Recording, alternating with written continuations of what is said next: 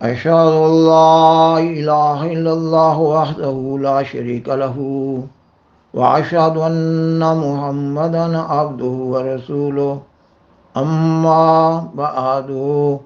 فأعوذ بالله من الشيطان الرجيم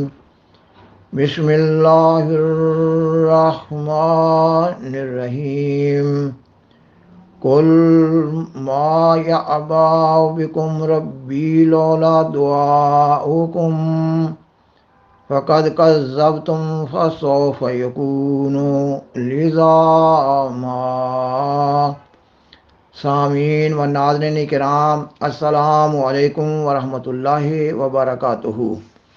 آج کے پروگرام میں اللہ تعالیٰ کے حضور سیدنا حضرت محمد رسول اللہ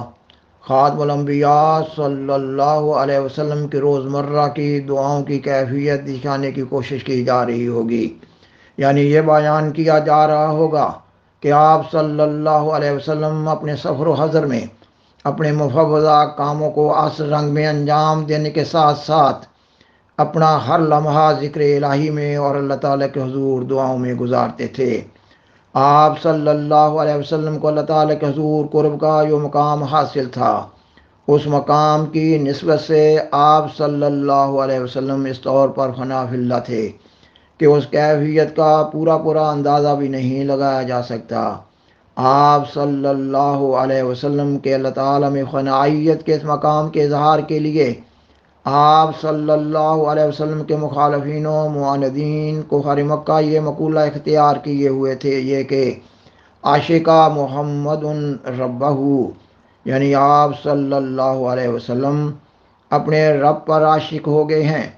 اور یہ ایک حقیقت ہے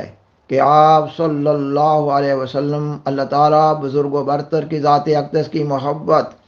اور یاد میں اپنے آپ کو فنا کیے ہوئے تھے۔ خاکسار نے بیان کیا کہ آپ صلی اللہ علیہ وسلم کے اللہ تعالیٰ سے محبت، عشق اور اللہ تعالیٰ کی یاد میں محاورنے کا پورے طور پر نقشہ نہیں کھینچا جا سکتا۔ آپ صلی اللہ علیہ وسلم کے اللہ تعالیٰ سے اس تعلق کو دکھانے کے لیے آپ صلی اللہ علیہ وسلم کے روزمرہ کی دعاؤں کی کیفیت بیان کرنے کی کوشش کی جا رہی ہے۔ اس بیان میں آپ صلی اللہ علیہ وسلم سے محبت کرنے والوں اور آپ صلی اللہ علیہ وسلم کی پیروی کرنے والوں کے لیے ایک سبق ہے کہ وہ بھی آپ صلی اللہ علیہ وسلم کے اسوہ حسنہ پر عمل کرنے کی کوشش کریں، تاکہ ان کو اپنی ضروریات کے پیش آنے کے وقت اللہ تعالیٰ کے حضور خصوصی دعائیں کرنے کی معرفت حاصل ہو۔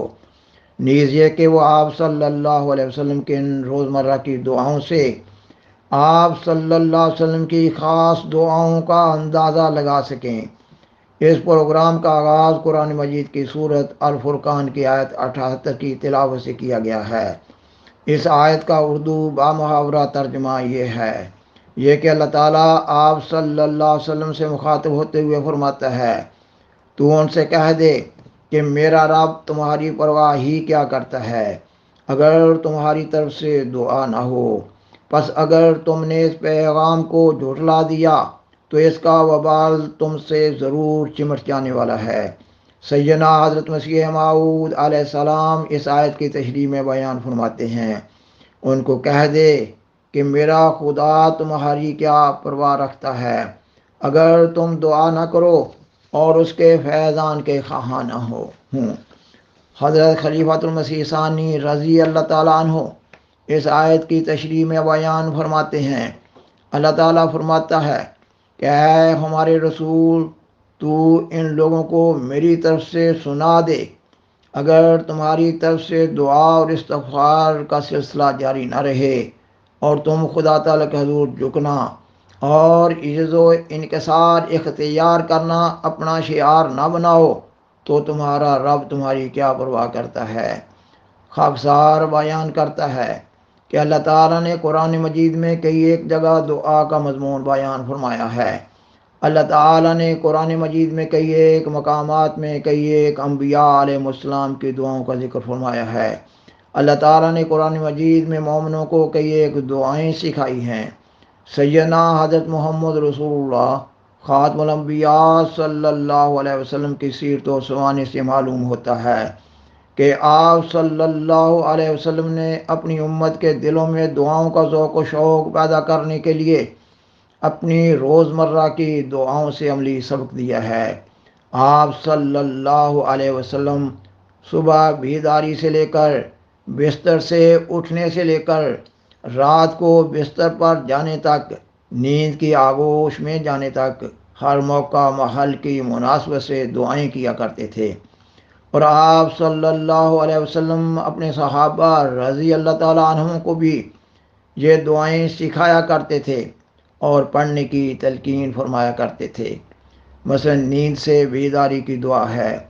بیت الخلاء جانے کی دعا ہے، بیت الخلاء سے نکلنے کی دعا ہے۔ آپ صلی اللہ علیہ وسلم وضو کرنے کے وقت دعا کرتے، اور پھر اذان کے بعد کی دعا ہے۔ آپ صلی اللہ علیہ وسلم صبح کو نماز فجر کے لیے مسجد جا رہے ہوتے تو دعا کرتے، مسجد میں داخل ہوتے تو دعا کرتے۔ آپ صلی اللہ علیہ وسلم بعض اوقات وقت کی مناسبت سے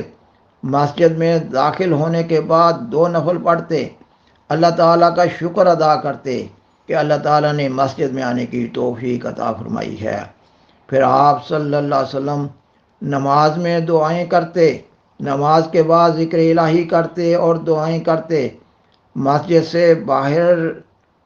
سے باہر آنے لگتے تو دعا کرتے۔ گھر میں داخل ہونے کی دعا ہے، گھر سے باہر جانے کی دعا ہے، کھانا شروع کرنے کی دعا ہے، کھانا کھانے کے بعد کی دعا ہے، نیا کپڑا پہننے کی دعا ہے، آئینہ دیکھنے کی دعا ہے، موسم کا نیا پھل کھانے کی دعا ہے،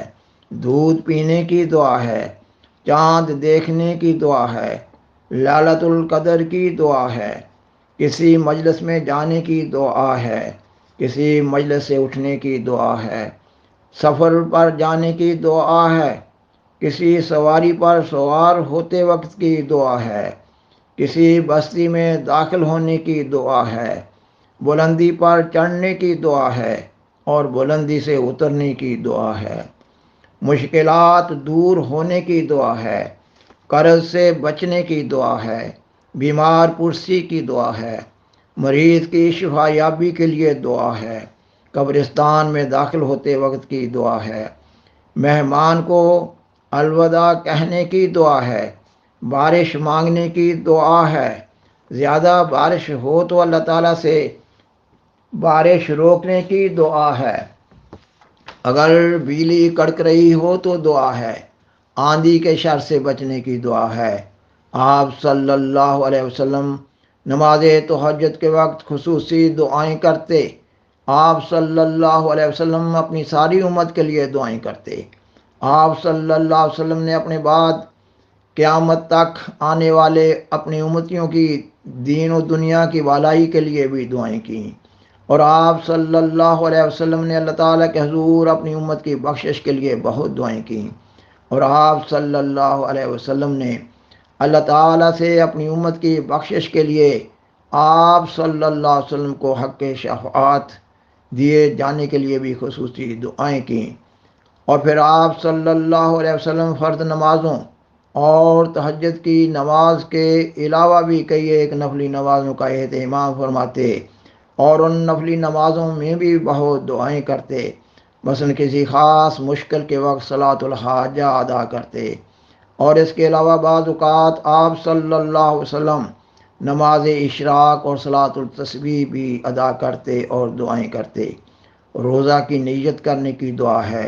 روزہ افطار کرتے وقت کی دعا ہے، جمعہ کے دن اور عیدین کی مناسبت سے اور عمرہ اور حج کی مناسبت سے دعائیں ہیں۔ اور پھر دعاؤں کی اہمیت کے پیش نظر اسلام میں یہ بھی ہے کہ اگر ایک انسان اپنی زبان میں دعائیں کرنا چاہتا ہے تو اس کی بھی اجازت ہے۔ آپ صلی اللہ علیہ وسلم نے ہر نیک کام کے آغاز میں تسمیہ یعنی بسم اللہ الرحمن الرحیم پڑھنے کی ہدایت فرمائی ہے، اور ناپسندیدہ امر کے پیش آنے پر تعوذ یعنی اعوذ باللہ من الشیطان الرجیم پڑھنے کی ہدایت فرمائی ہے۔ اور پھر آپس میں سلام کہنے کو رواج دینے کی تعلیم دی ہے، جو ایک بہت بڑا تحفہ اور عظیم دعا ہے۔